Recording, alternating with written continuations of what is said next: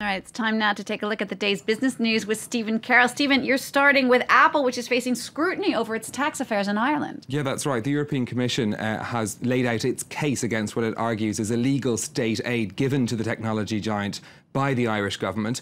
In a letter to them, it says the tax treatment given to Apple in Ireland may not comply with international standards or European law. This is part of an investigation started earlier this year into how multinational organisations are being taxed in different EU member states. The Commission wants further details from Dublin before it makes a decision on the matter. Well, to talk about this further, we can go to Ireland and speak to Seamus Coffey, who's a lecturer in economics at University College Cork. Seamus, thanks for joining us on France 24. You've been looking through this details that we've gotten from the Commission today. What's at the heart of their investigation? The issue at the heart of the investigation is a transfer pricing agreement that was put in place initially back in 1991.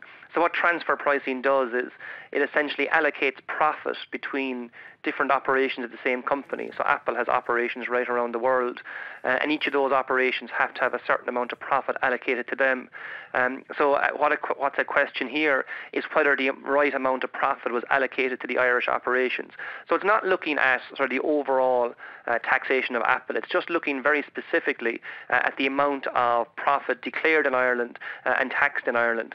And I suppose to look at the issue, Ireland would sometimes be accused as being a very favourable location for companies to locate their profit. What the European Commission is arguing is that actually too little profit was located in Ireland, and that Ireland should have charged Apple more tax for profit that was declared elsewhere, that the amount of profit in Ireland was too small and the amount of profit somewhere else was too large. So Ireland would have a relatively low tax rate.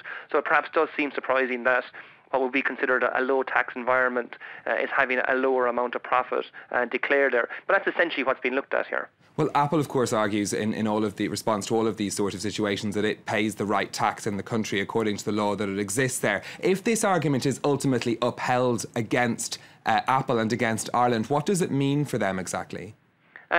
Well, in the overall scheme of things, like for a company that's currently the size of Apple, the amounts in question are actually relatively small.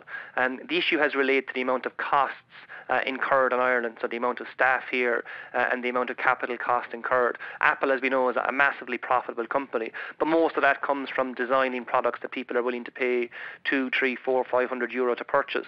But that activity doesn't take place in Ireland. So if the final judgment is adverse, that there was state aid, Apple may be required to make a back payment of tax, but it's likely to be a relatively small amount, given that this operation and the profit it generates is relatively small in the overall Apple scheme of things. So I think earlier in the week there were suggestions that Apple might be stung with a retrospective tax bill of billions.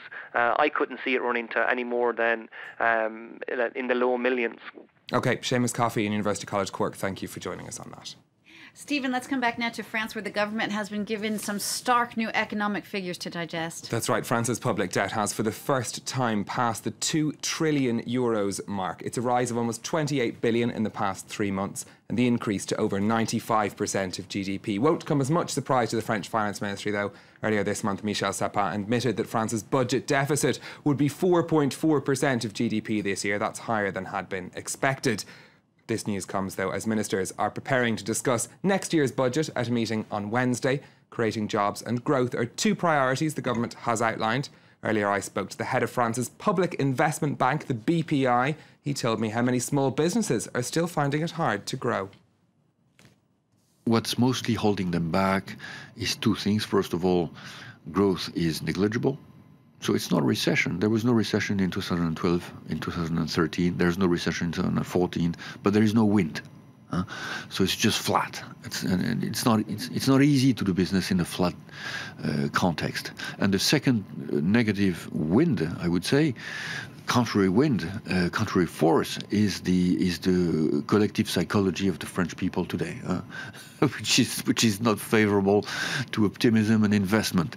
What do those companies need now to expand, to create jobs? They need stability in the fiscal environment. They need visibility in sort of the business context. They need a simplification on the code of working laws. The 35-hour working week, should that be changed? They need a bit of freedom to decide themselves if sometimes they can expand the number of hours worked in the company at the level of the SME, not the branch, for example. But mostly they need to be convinced that France is a merchant country and that they are at the heart of the society, not at the borders. All right, let's take a look now at what's happening on the markets. Well, for a word first on Hong Kong, of course, we've been following the markets there in the wake of the protest. The Hang Seng down again in trading today, over 1%, in fact, at the close there in Hong Kong. It's now down at its lowest level in 3 months. Property companies again among the big fallers today, including those that own the large shopping centres in Hong Kong. This is seen to be over fears that fewer tourists may come to the territory as a result of those protests. A quick look too at how things are shaping up here in Europe, generally positive across the European markets, the exception of London, you can see down there slightly. This is after news that inflation in the Eurozone dropped to 0.3% in September. The market's excited at the prospect of European Central Bank action on that. All right, a quick look at some other business stories. Well, just a quick word on Airbus. Its new A350 long-haul jet has been given the green light to enter service in the European Union. The decision will pave the way for delivery of the first of the aircraft to Qatar Airways before the end of the year. The A350 will compete with Boeing's 787 Dreamliner. And Netflix back in the news. Yes, exactly. The subscription service launched in France earlier this month is going to make its first feature film. It's going to be a sequel to Ang Lee's Crouching Tiger, Hidden Dragon. Release is scheduled for August of 2015. It'll be available to Netflix subscribers, the 50 million of them around the world, as well as on IMAX cinemas. Big step for Netflix. They've been competing with TV until now. This is their first step to the big screen. All right, business editor Stephen Carroll, thank you so much.